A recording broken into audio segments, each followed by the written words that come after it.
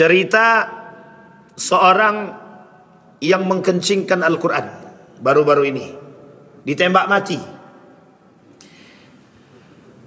Ada orang baru-baru ini dia mengkencingkan Al-Quran. Setelah dikencingkan Al-Quran itu tiba-tiba ditembak mati di Iran. Kemudian seorang pemuda membakar Al-Quran di Eropa. Dibakarnya Al-Quran baru-baru ini, belum lama. Ketika Al-Quran dibakar, alasannya adalah ini Al-Quran ini lambang jihad. Jadi Al-Quran ini selalu mengajak pada berperang, bukan pada perdamaian. Dibakarlah. Setelah dibakar, pemuda tersebut tak lama kemudian mati ditembak. Pemerintah setempat, kalau saya tak salah Australia, kemudian dicarilah siapa yang menembak pemuda ini. Kasusnya pemuda ini kenapa ditembak? Ternyata sudah 5 kali ditunda pemanggilannya. Jadi dipanggil nggak ada, ditunda. Setiap dipanggil ditunda sampai 5 kali. Mungkin orang-orang tertentu bosan dia mendengarkan kasus ini, ditembak. Sehingga dicarilah 5 orang tersangka untuk tersangka pembunuhan tersebut. Charles Hebdo sama, penghina baginda Nabi Muhammad SAW. Ketika beliau membuat karikatur, mereka membuat karikatur baginda Nabi Muhammad SAW. Salah satu penghinaan dalam karikatur itu ada 3. Satu, Al-Quran, ayat baginda Nabi, ayat Allah. Yang kedua, baginda Nabi. Yang ketiga, syariat Islam. Dibuatlah dalam bentuk majalah. Nabi dengan syariatnya, dengan ayatnya itu, dengan ayat Al-Quran, model penghinaannya dibuatlah karikatur Nabi sedang berhubungan badan dalam keadaan berdiri, sedang menunggu perempuan-perempuan yang lain. Arti di sini diartikan sebagai poligami. Ini namanya penghinaan terhadap sunnah Nabi, syariat Al-Quran, syariat Allah, kemudian ayat Al-Quran. Jadi penghinaan tersebut sehingga dihabisi itu. Charles Hebdo ini dihabisi, diserang, dibunuh. Kemudian keluar berita bahwa Islam ini teroris. Prancis, Charles Hebdo itu Prancis, di Prancis kasus itu. Sehingga keluar berita bahwa yang membunuh Charles Hebdo itu teroris. Jadi sandingkanlah kepada Islam. Bapak Ibu sekalian yang berbahagia, di mana poin kebodohan di situ? Di sini ditampakkan kebodohan itu. Yang pertama, membela yang salah. Membela yang salah. Yang kedua, kebenaran Al-Quran itu tidak bisa dibendung. Kebenaran Al-Quran tidak bisa dibendung. Sehingga masyarakat-masyarakat Eropa hari ini itu pertumbuhan Islamnya tinggi. Di Asia, di Indonesia, liberalnya banyak. Di Eropa, orang yang berislam itu lebih banyak. Jadi pertumbuhannya begini. Indonesia mulai diserang Islamophobia. Di Amerika mulai masuk. Gara-gara di Eropa mulai masuk Islam. Inggris hari ini satu-satunya negara yang dulunya anti dengan Islam, sekarang termasuk di kalangan Eropa itu negara yang paling banyak penganut Islamnya di Eropa. Jadi itu Inggris hari ini. Sehingga sekarang tuh Inggris itu membolehkan apapun aktivitas umat muslim. Tetap Bapak Ibu, di negara-negara seperti ini, itu yang berlaku bukan fikih mayoritas, tapi fikih minoritas. Jadi Islam itu sangat lentur. Dia di tempat-tempat tertentu yang berlaku itu bukan fikih mayoritas, tapi fikih minoritas. Sampai di sini paham ya Bapak Ibu? Paham maksudnya fikih minoritas itu? Jadi nggak bisa bukan fikih minoritas, fikih prioritas. Ya. Jadi prioritasnya di tempat-tempat yang tertentu. Seperti minoritas agama Islam, minoritas penganutnya. Seperti kemarin datang orang ke Muhammadiyah itu bertanya begini. bagaimana hukumnya kami umat muslim di Jepang ini makan makanan Jepang. Jadi ada makanan-makanan Jepang itu. Sehingga Bapak Ibu sekalian yang berbahagia, itu dikaji dalam fatwa Muhammadiyah, Tarjih Muhammadiyah itu dikaji. Pengkajiannya itu dalam 3 tahap. Satu, dikaji tentang fikih prioritas sebagai masyarakat yang minoritas. Yang kedua, fikih tentang kehalalan makanan. Dan yang ketiga itu saya lupa apa. Jadi keluar tarjih itu Pak Ibu. Dipanggillah orang-orang yang bersangkutan. Jadi hanya untuk mencari kebenaran daripada fatwa, daripada kondisi umat tadi. Di sini kita bisa melihat Bapak Ibu betapa Islam itu tidak semena-mena terhadap kondisi. Disinilah yang disebut dengan kebenaran menurut agama Islam. Islam itu tidak sembarangan memberikan fatwa. Allah itu tidak sembarangan mengeluarkan perintah tanpa ada sesuatu. Kata Gus Bahak begini, Al-Quran itu turun, itu bukan tanpa sebab seutuhnya. Al-Quran itu bukan tidak bisa dicerna dengan akal, katanya. Buktinya, orang yang menganggap Al-Quran itu tidak benar, pada hakikatnya mereka mengakui kebenaran. Nah, sama halnya kasus yang pernah kita sampaikan. Kenapa hari ini banyak orang yang menghina Al-Quran? Itu sebenarnya bukan tidak tahu akan kebenaran Al-Quran, tapi sebenarnya eksistensi dan gengsi yang dilakukan oleh Abul Hakam tadi, yang dilakukan oleh Abu Jahal tadi. Sehingga pada hakikatnya Abu Sufyan masuk Islam, kawannya Abu Sufyan masuk Islam, tinggal Abu Jahal yang tidak masuk Islam. Tidak mau masuk Islam karena gengsi itu tadi. Sehingga kalau seandainya aku masuk Islam, maka apa kata rakyatku? Kalau aku masuk Islam, apa kata mereka? Sehingga mereka akan meninggalkan agama nenek moyang. Di Indonesia itu ada namanya agama impor oleh mereka. Jadi teman-teman liberal itu sekarang sedang mencoba mengangkat namanya agama impor. Tahu Bapak Ibu agama impor? Agama impor itu agama Islam. Agama Islam agama impor. Agama Buddha, agama Hindu, agama Kristen itu agama impor bagi mereka. Agama yang asli adalah penghayatan. Diajukanlah pada tahun 2000-an itu, diajukan namanya agama penghayatan untuk dimasukkan di dalam KTP. Jadi nanti kalau di dalam kolom KTP itu bukan agama Islam, Hindu, Buddha, tapi penghayatan. Kemudian ditolak oleh pemerintah. Mereka lakukan demo. Alasan mereka demo, kami adalah agama pertama sekali. Di Riau ini ada Bapak Ibu, ada penganut kepercayaan penghayatan. Kami pernah temukan itu pada tahun 2022. Itu kita temukan. Mereka bukan Islam. Mereka tidak ngaku Islam, tidak mau disebut Islam. Karena memang mereka tidak beragama Islam. Mereka tidak Hindu, tidak Buddha. Tapi kami penganut kepercayaan. Dikembalikan pada masa dahulu. Sistem kepercayaan penghayatan ini ternyata sama seperti ketika Nusantara ini ada. Sehingga Bapak Ibu, komentar seorang ilmuwan yang konsisten dalam menolak pemahaman liberal ini, kata beliau, tidak ada namanya agama impor. Karena agama ini ada, itu Indonesia belum ada.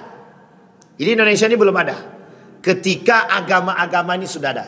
Buddha, Hindu, Islam, itu Indonesia belum ada, masih Nusantara. Maka disinilah sebenarnya kelemahan mereka dalam menyampaikan tersebut. Bukan tanpa dasar kenapa mereka mengangkat ini. Dasarnya adalah eksistensi dan gengsi. Ketika merasa terancam dengan keberadaan Islam, ketika merasa terancam dengan, mohon maaf, munculnya Al-Quran di tengah telinga para penganut-penganut agama yang lain, termasuk penghayatan tadi, mereka mencoba menolak kedatangan Islam secara benar. Mereka mencoba menolak, mohon maaf, Al-Quran dengan cara yang lain. Sehingga Bapak Ibu bermunculanlah, mohon maaf, pembenci-pembenci Al-Quran sampai hari ini. Nah, ini alasan Bapak Ibu yang ingin saya sampaikan subuh hari ini adalah betapa bermunculannya hari ini di tengah baiknya Islam, bermunculan orang-orang yang benci dengan Islam. Namanya Islamfobia. Dan bermunculan orang-orang yang mohon maaf dengan eksistensi mereka tak suka dengan Al-Quran. Dan yang menjadi salah satu tolak ukur mereka untuk mereka kaji adalah Al-Quran. Namanya orientalis. Itulah yang dilakukan oleh orientalis hari ini untuk mengkaji Al-Quran. Saya pernah ceritakan di sini Bapak Ibu. Pernah satu ketika kami masuk ke dalam gereja itu, bukan gereja. Kita masuk ke dalam perpustakaan terbesar dan terlengkap di Yogyakarta. Namanya Kolose Ignatius. Tempat para ilmuwan di Jogja itu kadang-kadang menyusun magisternya dan disertasinya itu di situ. Kita tak perlu masuk ke situ, kita tak perlu cari buku. Buka saja komputer, buku apa yang Anda butuhkan dari tahun berapa, 1940-an ada. Dari 1920 ke atas masih ada buku-buku itu. Kita cuman klik tulis, nanti mereka yang akan ngambilkan, kita datang, mereka datang.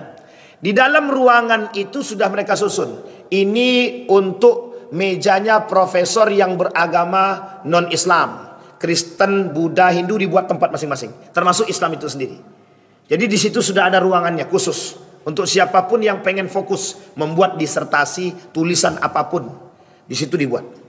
Ketika kami keluar daripada perpustakaan tersebut, tidak boleh kita berlangganan kecuali dengan orang-orang yang mohon maaf, berlangganan itu meminjam buku dibawa keluar, tidak boleh. Kecuali mereka yang dari Universitas Kristen.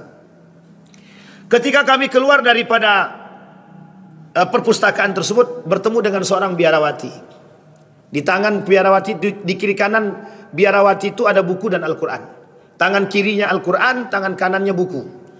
Di dalam buku tersebut, di buku itu saya ikuti dari belakang. Judul bukunya itu bagaimana membumi hanguskan Al-Quran. Kalau tidak membumi hanguskan berarti menghancurkan. Cuman dua itu kalau saya tak salah. Membumi hanguskan Al-Quran atau menghancurkan Al-Quran. Jadi mereka kembalikan tuh buku ke perpustakaan. Saya melihat dari belakang. Saya lihat dari belakang, oh segitunya. Ternyata tangan kirinya Al-Quran. Mereka bukan tidak mempelajari Al-Quran. Di Yogyakarta ada namanya Sekolah Teologi Kristen di Jalan Kaliurang, dekat listrik, pembangkit tenaga listrik itu. Jadi tak jauh dari situ Bapak Ibu, kita sering diskusi dengan beberapa teman-teman. Pada hakikatnya mohon maaf, ada salah seorang di antara mereka yang jujur itu bilang begini. Ya ini diskusi bukan dengan di kampus teologinya ya, tapi salah seorang di antara mereka. Apa kata mereka? Kebenaran Al-Quran itu sebenarnya teruji katanya. Kebenaran Al-Quran itu teruji. Kemudian saya tanya, kenapa Anda tidak masuk Islam kalau Anda tahu kebenarannya? Ini bukan masalah kami masuk atau tidak masuknya katanya. Ini persoalan eksistensi katanya. Coba sama dengan Abu Jahal tadi. Yang ingin saya angkatkan yang saya sampaikan kepada Bapak Ibu, betapa Abu Jahal hari ini begitu banyak gitu. Yang mengerti kebenaran Al-Quran tapi mereka mohon maaf, hidayah itu bukan urusan kita, hidayah itu urusan Allah. Profesor perempuan yang pernah kita ceritakan, cerita seorang profesor dengan perempuan. Sampai berani perempuan itu mengatakan innaka lan tahdi man ahbabta walakin Allah yahdi man yasha. Itu perempuan non muslim kafir yang berbicara kepada profesor tadi, sesungguhnya hidayah itu bukan urusan kita tapi urusan Tuhan. Artinya apa kata mereka? Kebenaran Al-Quran itu jelas. Ketika Al-Quran diangkat dalam kajian keilmiahan, banyak sekali orang yang bisa menerima Al-Quran. Uniknya Bapak Ibu, kita umat muslim terbesar di Indonesia. Itu prosentase terhadap orang yang bertadabur dengan Al-Quran itu sangat-sangat minim. Tidak lebih daripada 10% jumlah umat muslim. Tidak lebih dari 10% dari jumlah umat muslim terbesar di dunia di Indonesia ini. Coba bayangkan berapa banyak, berapa lemahnya kita terhadap Al-Quran itu sendiri. Sehingga mohon maaf, ketika umat muslim di Indonesia diserang dari segi Al-Quran, ya memang yang bertahan itu 1-2 orang.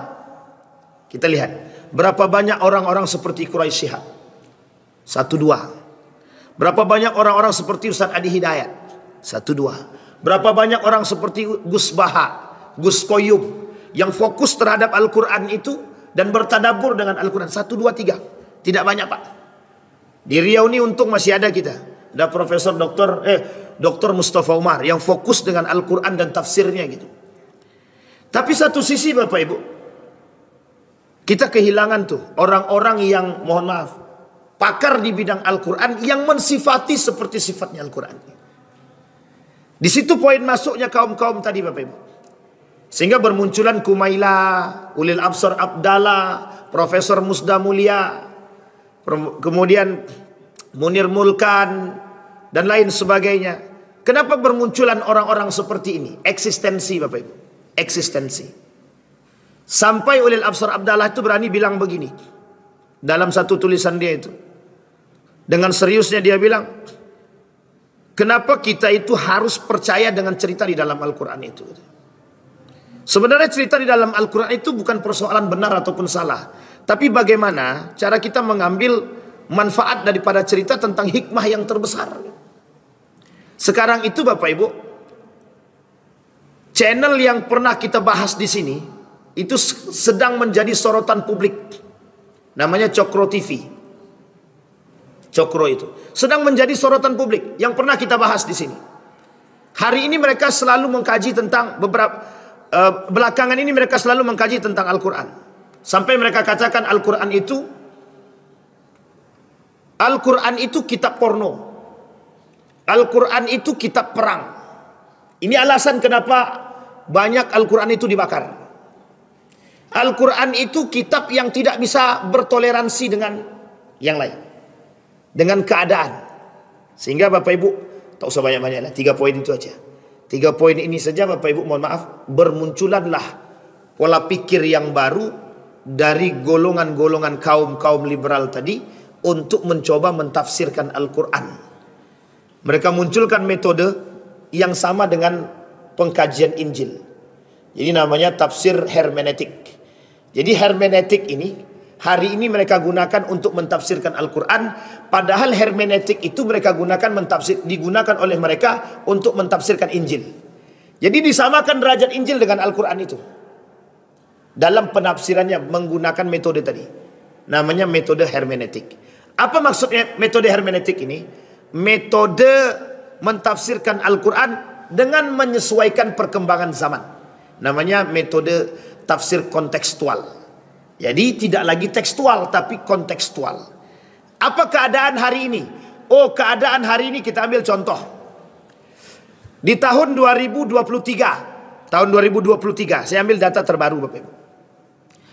Pertumbuhan LGBT di Indonesia sangat drastis di tahun 2023. Sampai Bapak Ibu hari ini Riau, posisi LGBT di Riau itu hari ini sedang berada di sini, di tenggorokan.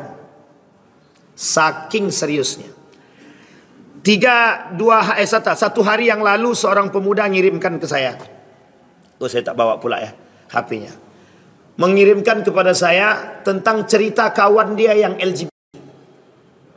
Pemuda ini punya kawan LGBT. Tapi ceritanya agak apa sedikit, tapi tak apalah ya. Ini dari SMA. Ternyata ini ceritanya perempuan. Perempuan ini dari SMA sudah senang dengan sesama jenis. Sesama jenis. Cuman kawan ini belum tahu.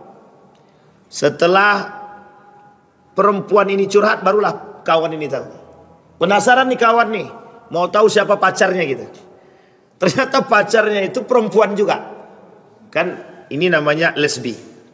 Dan itu berjalan lama. Mulai dari SMA sampailah, dan itu di sini. Di Riau Bapak Ibu. Dan itu di Riau. Sampailah sudah 3 tahun SMA sampai kuliah. Sampai dia kuliah. Dan ini masih terjangkit penyakit itu tersebut. Baru kemarin kawan itu WA ke kita dan menyampaikan tentang cerita para pengikut daripada LGBT itu. Bapak Ibu boleh buka Instagramnya LGBT. Satu LGBT, kalau saya tak salah. Yang ketiga Instagramnya LGBT Indo. Cari yang 1000. Yang dia ada banyak itu Instagramnya. Sekarang Instagram itu sudah tersebar. Tapi yang Indonesia itu yang boleh ketika kita mengikut, yang kita buka LGBT Indo itu yang bisa melihat di dalam tuh hanya orang-orang yang tergabung. Itu pengikutnya sekitar 1700 lebih. Itu lumayan itu Bapak Ibu. Bukan lumayan lagi itu, sangat lumayan. Sebenarnya secara data Bapak Ibu, simbol-simbol LGBT ini banyak. Salah satunya simbol LGBT itu pelangi. Pelangi, itu simbol-simbol LGBT. Dan itu channel-channel website TV-nya banyak juga. Kalau kita tak tahu bahaya juga memang. Ketika kasus COVID 2020 bermula, di situ lambang-lambang LGBT mulai tampak. Lambang-lambang pendukung-pendukung LGBT itu mulai nampak. Nah, Bapak Ibu sekalian yang berbahagia, kembali kepada poin tadi. Jadi yang ingin kita maksudkan adalah dari kasus-kasus ini Bapak Ibu, yang diinginkan oleh kelompok-kelompok liberal tadi itu bagaimana Al-Quran ini menerima fitrah yang sebenarnya bukan fitrah, kebenaran yang sebenarnya bukan kebenaran. Jadi kondisi umat hari ini itu LGBT itu sudah sampai di tenggorokan itu, mereka menginginkan Islam menerima keadaan LGBT ini. Itu yang pertama. Yang kedua, Islam menerima kebenaran agama-agama yang lain tadi. Yang ketiga, Islam menerima bahwa syariat-syariat itu, syariat-syariat Islam ini perlu adanya perubahan dan pembaharuan. Nah, ini biar Bapak Ibu tahu nih cerita yang saya sampaikan ini. Nah, sampai di sini bisa dipahami Bapak Ibu ya. Jadi Bapak Ibu, kita melihat Bapak Ibu, itu poin penting. Disinilah kemudian salah satu cara mereka untuk membuat program mereka ini bisa lebih luas lagi dan terjamin dan terjaga, itu mereka masuk dalam struktural. Saya tak sebutkan strukturalnya apa, tapi yang jelas masuk dalam struktural. Ketika sudah masuk dalam struktural ini Bapak Ibu, termasuk kalau mereka bisa sebagai pemangku kebijakan.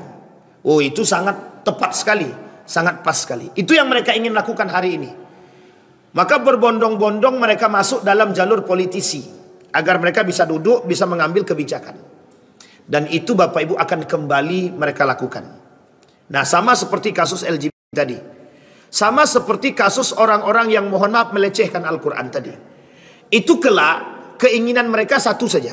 Orang-orang seperti ini dianggap sebagai pejuang kebenaran dan keadilan dan perdamaian. Sehingga ketika mereka ini ditangkap, ketika mereka ini dianggap melecehkan, ada orang-orang tertentu yang menjaga mereka. Na'udzubillahi tsumma na'udzubillah. Sampai di sini bisa dipahami. Nah, Bapak Ibu sekalian yang berbahagia, disinilah yang ingin saya sampaikan. Kita perlu adanya solusi dalam menangkal arus laju liberalisme dan sekulerisme di Indonesia ini, terkhusus di Riau Bapak Ibu. Kalau satu orang Buya Misran misalkan, Buya Yunus Lubis gitu, berdua ini saja yang melawan, hilang cerita. Beliau berdua pun bisa hilang. Artinya apa? Tidak kuat.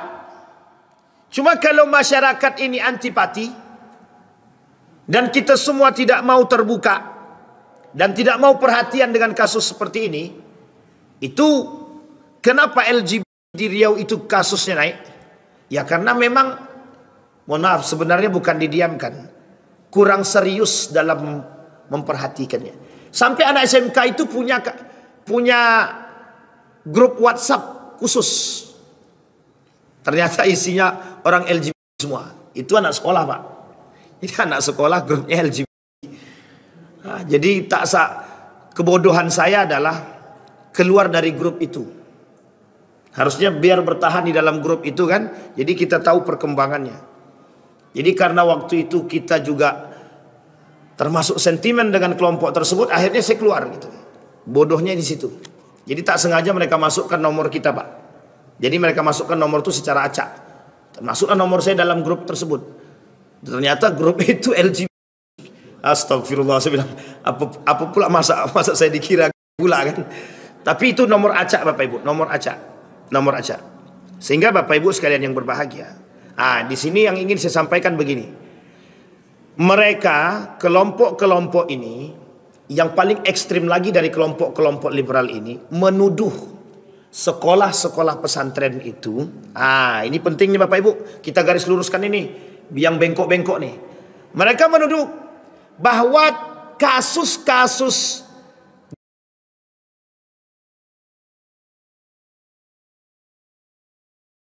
itu banyak di pondok-pondok pesantren.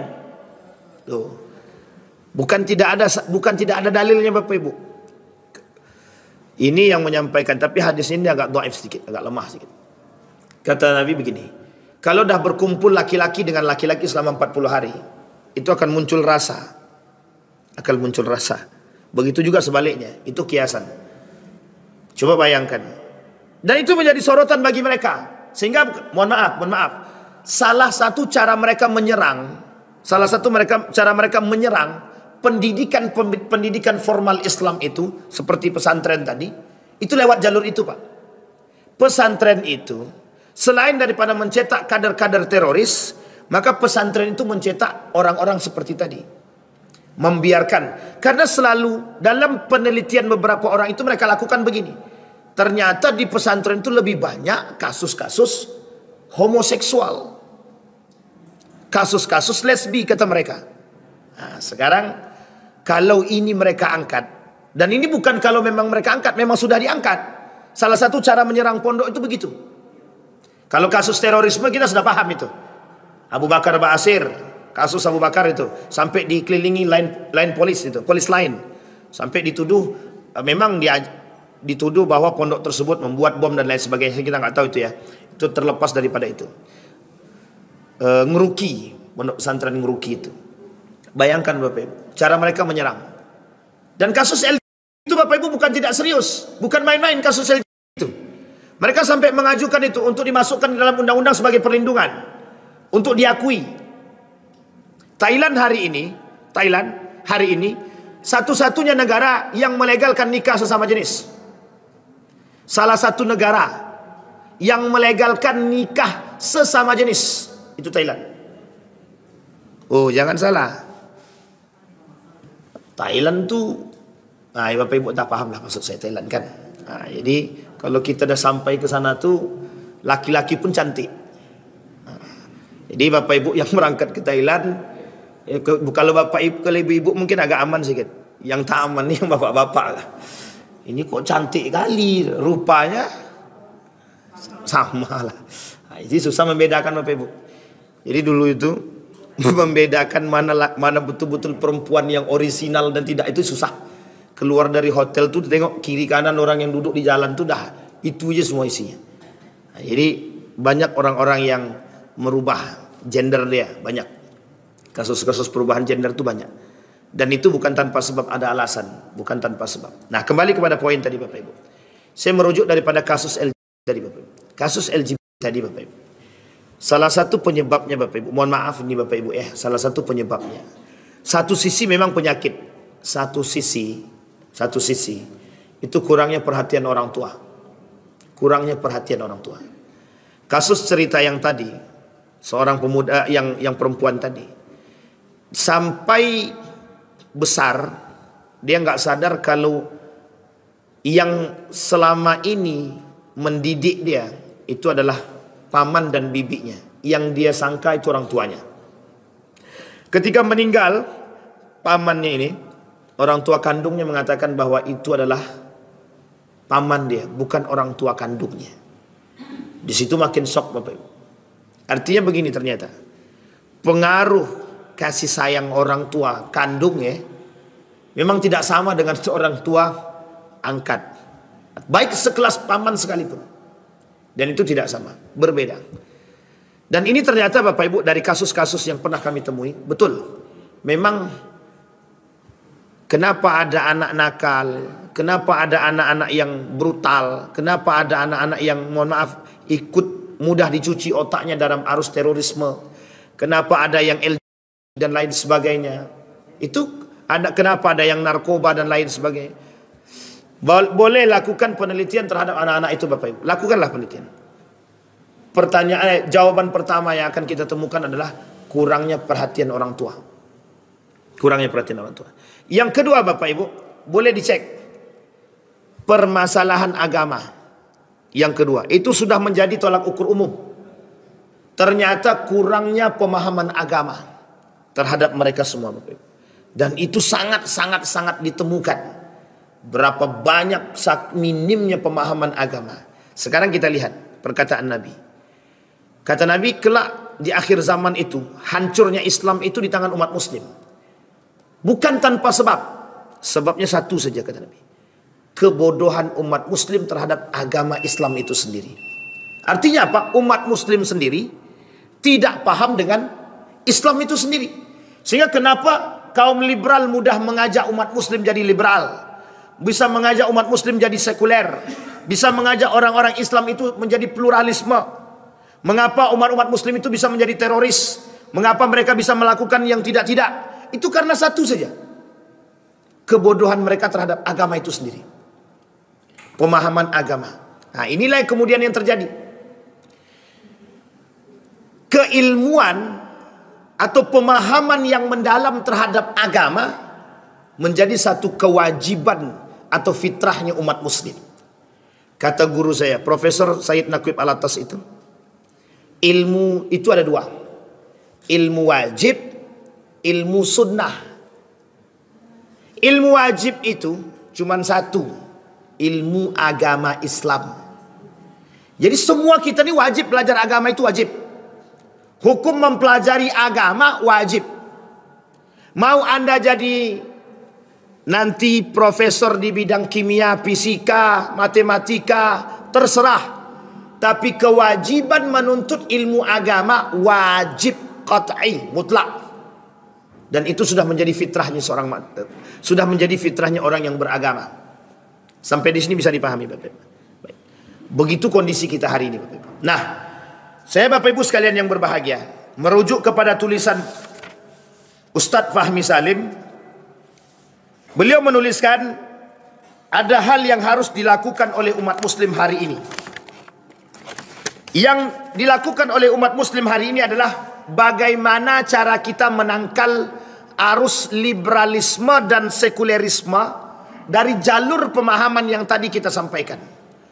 Kalau kita katakan struktural, agak berat hari ini kita masuk dalam urusan struktural.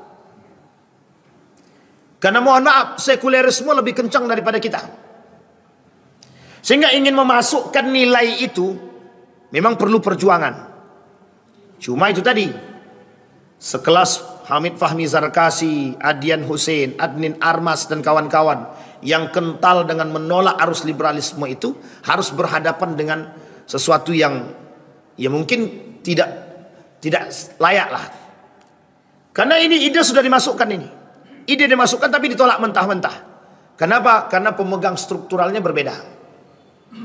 Karena jalur berpikir mereka tak sama. Sehingga kita perlu masuk dalam bidang-bidang pendidikan tertentu. Artinya begini, kita perlu masuk ke sekolah-sekolah. Dan ini sudah kita lakukan sedikit demi sedikit yang bisa kita lakukan. Baik dari pesantren. Pesantren pun begitu Bapak Ibu. Tantangannya berat. Lawannya juga arus liberalisme. Nah, kata beliau, Ustadz Fahmi Salim itu, setidaknya kata beliau, yang paling penting dilakukan oleh kita semua hari ini, selain daripada struktural, selain daripada formal, selain daripada masuk ke sekolah-sekolah, terkhusus dikembalikan kepada kita. Yang pertama kata beliau, yang harus dilakukan oleh umat muslim hari ini, jadikan Al-Quran itu sebagai buku daras pendidikan. Kita ambil sekarang di rumah. Seberapa kuat bapak ibu mengajarkan Al-Quran kepada anak di rumah. Dan ini ternyata kata beliau hasil pengamatan dan telaah beliau, sangat-sangat berpengaruh orang tua yang mengerti agama dalam membentuk karakter anak. Nanti anak ini mau jadi apa, itu tergantung pada karakter orang tua terhadap Al-Quran. Jadi semakin kuat orang tua ini memberikan pendidikan Al-Quran kepada anaknya di rumah, maka karakter anak itu semakin terbentuk. Semakin jelas arahnya. Sekarang kita lihat persentasenya Bapak Ibu. Kan pernah kita tanyakan, lebih sering mana kita dengar? Musik atau Al-Quran? Kalau kita mau jujur, hanya segelintir umat muslim itu yang lebih sering mendengarkan setiap harinya Al-Quran. Sisanya musik. Dan lagu-lagunya itu kan selimut tetangga, poco-poco. Yang saya hafal cuma itu Bapak Ibu. Yang lain saya tak tahu judulnya apa. Yang lain itu tak tahu saya judul-judulnya. Lebih sering. Karena lebih bisa kita nikmati. Sekarang kita lihat lagi. Lebih banyak mendengarkan solawat atau Al-Quran. Ini kita tidak bandingkan. Tapi kita harus jujur. Lebih sering mana kita dengar? Solawat atau Al-Quran? Solawat. Solawat kan bagus juga Ustaz. Betul, bagus. Tapi mendengarkan Al-Quran jauh lebih bagus. Mendengarkan solawat tidak ada pahala. Mendengarkan Quran ada pahala. Saking lemahnya di dalam rumah tangga itu, arus liberalisme itu sudah masuk sampai rumah tangga, sampai akarnya Pak. Bukan lagi di pucuk, di bawah. Akarnya mana? Dari rumah Pak. Dari rumah akarnya. Anak pergi ngaji, orang tua ngamuk. Anak pergi ke masjid, orang tua jangan. Ngapain kau sholat di masjid? Udah di rumah aja. Jadi cuci otak itu udah lama. 1920-an. Cuci otak yang dilakukan oleh mereka terhadap rumah tangga. Maka ada konsep yang bagus itu.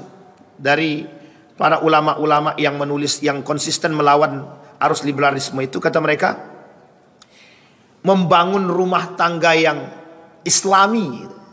Nah, ini bahasa lainnya begini, Islamic worldview. Kapan waktu kita bahas Islamic worldview. Tahu Bapak Ibu Islamic worldview? Itu agak-agak gaul sedikit biar agak-agak gaul gitu kan, bahasanya Inggris gitu. Arti Islamic worldview ini cara pandang hidup yang Islami. Itu perlu dikembalikan Pak, perlu dikembalikan. Orang zaman dahulu itu cara pandang hidupnya Islami Pak, sangat Islami. Tapi kemudian dengan datangnya arus globalisasi itu, liberalisme, sekulerisme, pluralis, itu merusak betul itu. Sangat merusak. Yang dirusak itu bukan langsung spontan, itu bukan. Tapi dari rumah tangga, dari pendidikan, dari sekolah, merusaknya sedikit demi sedikit. Coba bayangkan yang mendarah daging di dalam pemahaman kita tuh. Kalau ndak belajar anakmu bodoh katanya. Itu betul-betul liberalisme itu. Sekulerisme betul. Kalau kau tak belajar bodoh kau tuh. Sejak kapan pemahaman itu? Saya tanya Bapak Ibu. Sampai di rumah kita begitu sama anak. Nak, kalau kau tak belajar kau bodoh nak. Begitu terus kita sampaikan kepada anak. Tapi tanpa pernah kita berpikir, nak, kalau kau beriman dan bertakwa, apapun yang kau pelajari pasti mudah masuk. Kita nggak pernah ajarkan anak begitu Pak. Nah, kalau kau hafal Quran, nak, mudah kau mempelajari semuanya. Kita enggak. Sudah belajar matematika belum? Sudah kuliah, sudah kursus bahasa Inggris belum? Sampai lebih mahal mana? Kursus baca Al-Quran atau kursus bahasa Inggris? Kita sebenarnya tak mau membedakan, tapi kondisinya yang membandingkan Pak. Masuk kursus bahasa Inggris sampai 8 juta. 8 juta. Itu kursus bahasa Inggris. Tidak ada yang berani protes Pak. Ini untuk masa depan yang cerah. Anak tidak bisa baca Quran, masuk kelas tahsin 20.000 protes. Mahal kali 20.000 kata dia. Sebanyak ini anak yang datang 20.000 kata dia. Coba bandingkan 20.000 dengan 8 juta. Yang satu bandingnya gimana, yang satu seperti apa. Itu antara langit dan bumi jauhnya Pak. Tapi kita kan tetap tidak mau. Uniknya lagi, anak tahsin, anak belajar Quran, justru udahlah nak, tidak ada perubahan, tidak usah lagi ngaji-ngaji, ngaji rajin. Nah, ini masalah nih Pak, dalam rumah tangga. Itu yang pertama. Bagaimana menjadikan Al-Quran itu. Nah sekarang Bapak Ibu dikembalikan kepada kita semua. Bagaimana kita semua yang hadir hari ini atau yang mendengarkan menjadikan Al-Quran itu sebagai, mohon maaf, bahan acuan dalam kembalinya kita dalam membangun karakter dan pendidikan anak di rumah. Maka kata Ustaz Adi Hidayat, hadirkan dulu ayat-ayat yang berbicara tentang pendidikan, ayat-ayat yang berbicara tentang kewajiban suami, kewajiban istri, itu keluarkan dulu. Nah, ini penting Bapak Ibu untuk melihat, membangun Islamic worldview dalam rumah tangga itu. Cara pandang hidup Islami. Kata guru saya Hamid Fahmi Sarkasi itu, yang beliau lakukan dari dulu sampai sekarang adalah Islamic worldview. Bagaimana caranya menghidupkan kembali cara pandang hidup yang Islami. Karena Bapak Ibu mohon maaf, ini aneh di telinga kita. Padahal harusnya di tubuh umat muslim itu tidak aneh dengan itu. Karena sudah dari dulu begitu. Yang kedua, Al-Quran sebagai buku pedoman syariah. Sekarang tidak kan? Sekarang buku pedoman kita ini apa? Buku ajar Bapak Ibu. Bukan Al-Quran. Kita ini tak mau kembali kepada Quran. Kita tak mau kembali kepada Quran. Padahal Nabi mengajarkan, yang ditinggalkan Nabi cuma Al-Quran dengan hadis. Yang ditinggalkan Nabi cuma Al-Quran dengan sunnah. Itu saja. Tidak ada yang lain ditinggalkan Nabi. Tapi kita tak mau. Kita beranggap akal lebih tinggi daripada segalanya. Kita beranggap sekolah formal lebih penting daripada yang lain. Sehingga Bapak Ibu sekalian yang berbahagia, kelemahan kita adalah ketika kita melihat Al-Quran itu sebelah mata.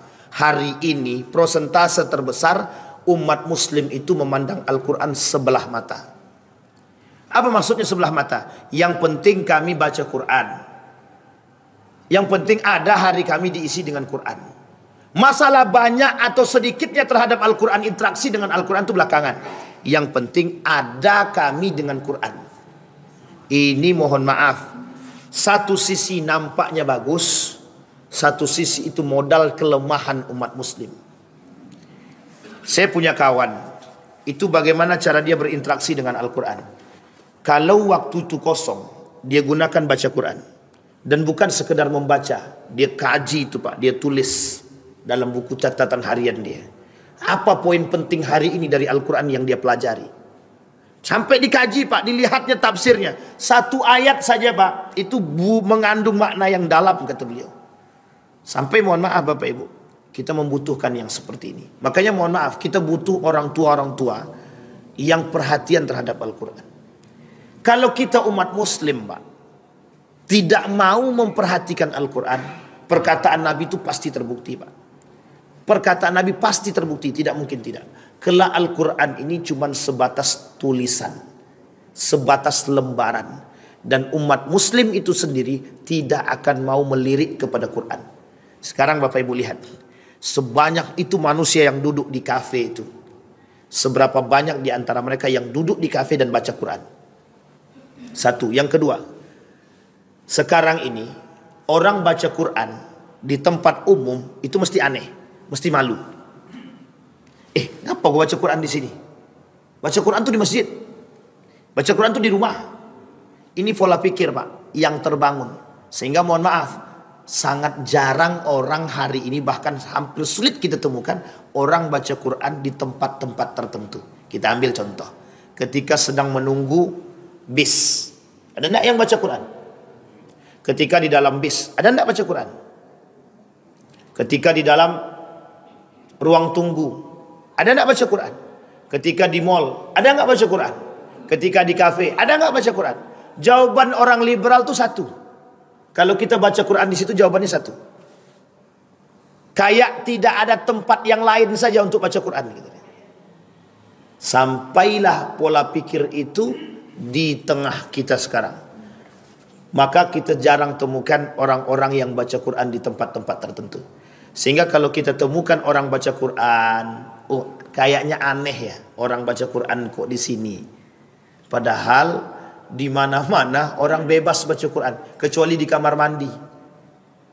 Kalau di kamar mandi oke. Tapi kan tidak mungkin dalam kamar mandi itu, satu kamar mandi 2 orang 3 orang tuh nggak mungkin. Artinya apa? Kita yang buat itu. Lingkungan itu dibentuk Bapak Ibu, lingkungan itu dibentuk. Maka keberhasilan kaum liberalisme dan sekulerisme hari ini itu membentuk lingkungan. Nah, maka jangan sampai kita tak sadar lagi. Kalau kita dah tak sadar, kita yang digulingi orang. Jadi kalau sekarang umat muslim ini keluar-keluar, kami marah, tidak setuju mereka menginjak Al-Quran. Betul. Tapi secara simbolik kita ini sudah diinjak. Mereka menginjak Al-Quran secara fisik jelas diinjaknya. Marah kita. Tapi ketika kita tak baca Quran, kita tak pernah marah terhadap diri kita. Ketika kita tak kembali kepada Quran, kita tak marah. Ketika kita tak jadikan sandar Al-Quran sebagai sandaran, kita tak marah. Ketika kita mengambil kebijakan tidak disandarkan kepada Al-Quran, tidak marah kita. Bersumpah dengan Al-Quran, mengambil kebijakan dengan nafsu. Sampai di sini bisa dipahami.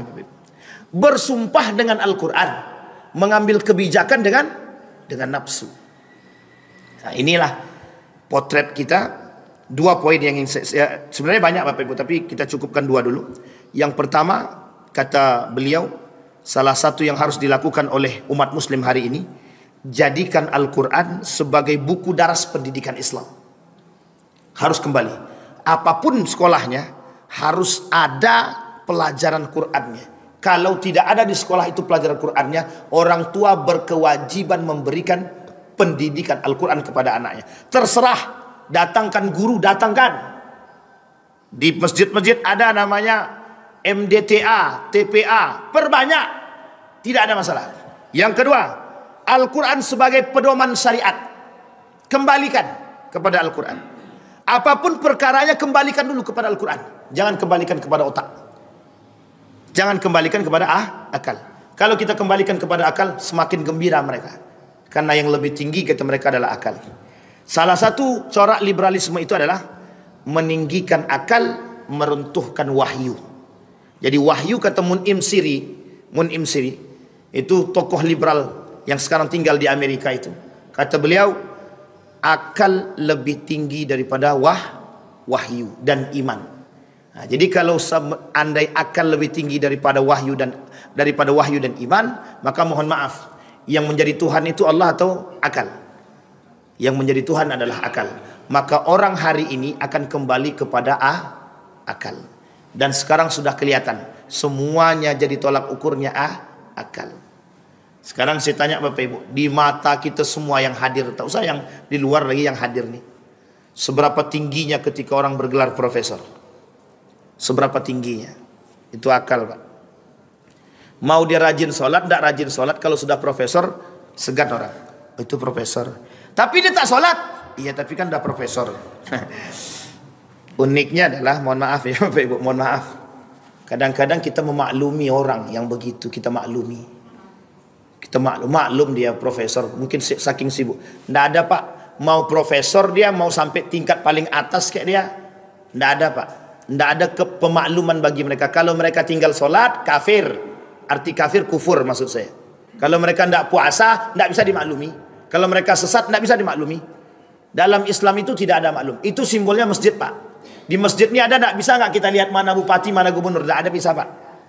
Mana profesor, mana tidak profesor, nggak bisa kita lihat Pak di sini. Yang kelihatan di sini cuma satu Pak. Utsman itu bukan terkenal dengan kecerdasannya. Yang paling cerdas itu di antara para sahabat yang dikenal sampai hari ini itu Ali bin Abi Thalib. Kemudian yang dikenal Ibnu Mas'ud. Itu sangat dikenal kecerdasannya. Zaid bin Thabit sangat dikenal kecerdasannya, akalnya itu. Tapi Utsman bin Affan itu bukan masalah cerdasnya Pak. Satu hari khatam Quran. Satu hari. Bapak Ibu bayangkan kapan dia baca Qurannya. Orang kaya, paling kaya, dermawannya sudah tiada tandingnya ketika itu. Dan dijamin masuk surga. Dijamin masuk surga. Baca Qurannya satu hari khatam Quran. Satu hari khatam Quran. Kita berapa lama khatam Quran? Jawab masing-masing. Daripada malu kan? Mending jawab masing-masing. Saya kira Bapak Ibu sekalian yang berbahagia, itu poin penting kita. Dalam dua poin tadi, yang pertama jadikan Al-Quran sebagai buku daras pendidikan kita. Yang kedua, kita jadikan pedoman syariat kita. Nanti yang ketiga, yang keempat kita lanjutkan di pertemuan yang akan datang Bapak Ibu. Mudah-mudahan. Ada pertanyaan Bapak Ibu? Mesti tidak ada. Karena udah perang pemikiran ini berat. Selalu setiap datang ke minggu, hari pekan, hari Ahad pekan pertama keempat tuh kayaknya suram. Karena perang pemikiran nih. Sebenarnya kalau kita mau lebih kaji, itu lebih banyak yang terbarukan itu memang begini keadaan kita Bapak Ibu. Jadi kita hanya belajar, hanya mencari bagaimana formulasi menangkal. formulasi kita untuk menangkal. Kita mungkin merubah itu agak sulit, tapi menangkal paling tidak dalam rumah tangga kita pasti bisa.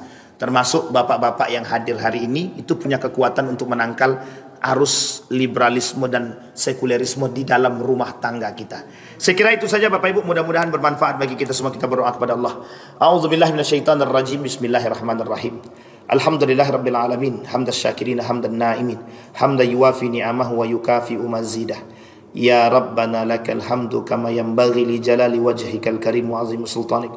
Allahumma salli ala Muhammad wa ala ali Muhammad fil alamin innaka Hamidum Majid. Allahumma ighfir lana dhunubana wa kaffir 'anna sayyi'atina wa tawaffana ma'al abrar. Allahumma faqihna fid din wa 'allimna ta'wil. Allahumma ij'al tajammu'ana tajammu'an marhuma waj'al tafarruqana min ba'dihi tafarruqan ma'suma. Allahumma ighfir lana dhunubana wa kaffir 'anna sayyi'atina wa tawaffana ma'al abrar ya aziz ya ghaffar ya rabbal alamin. Allahumma ighfir lahum warhamhum wa'afihim wa'fu 'anhum wa akrim nuzulahum wa wasi' madkhalahum waj'al al-jannata mathwahum. Allahumma ij'alil Qur'anal 'azima rabi'a qulubina wa nura sudurina wa jilaa'a ahdanina wa dhihaba humumina wa ghumumina. Allahumma ij'alna min ahli al-Qur'an waj'al ahillatana min ahli al-Qur'an alladhina nahnu khasatuka wa ahluka ya arhamar rahimin. Allahumma a'idna ala dhikrika wa syukrika wa husna ibadatik. Rabbana atina fid dunya hasanah wa fil akhirati hasanah wa qina azaban nar. Walhamdulillahirabbil alamin. Assalamualaikum warahmatullahi wabarakatuh.